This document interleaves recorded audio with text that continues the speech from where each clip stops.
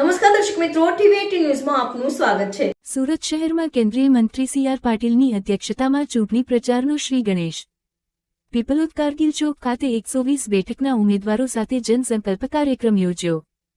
ભાજપના તમામ ઉમેદવારોને જનસેવા સંકલ્પ લેવામાં આવ્યો। કાર્યક્રમમાં વિધાનસભાના ઉપાધ્યક્ષ પૂર્ણેશ મોદી, ધારાસભ્યો, મોટી સંખ્યામાં કાર્યકર્તાઓ અને ખાસ કરીને સુરત મહાનગરની અંદર केंद्रीय जल शक्ति मंत्री और हमारा पूर्व प्रदेश अध्यक्ष आदरणीय श्री सी.आर. पाटिल जी यहाँ उपस्थित था।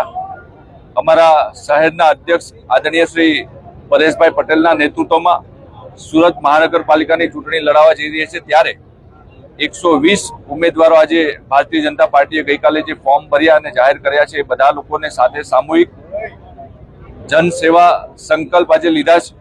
आवनारा समय में भारतीय जनता पार्टी सूरत महानगर की अंदर 120 मांथी 120 उम्मीदवार अमरा जे जीतवाना छे अने उम्मीदवारों ज्यारे जीतीने आवशे त्यारे लोकोनी सेवा माटे जनसेवा माटे काम करवाना छे। त्यारे ए ज्यारे चूंटणीना मैदान में उतरी रह्या छे त्यारे लोको माटे काम करी रह्या छे, सेवाकीय काम करी रह्या छे, छेवाडाना लोको सुधी समाज सरकारनी योजना पहोंचाडी रह्या छे।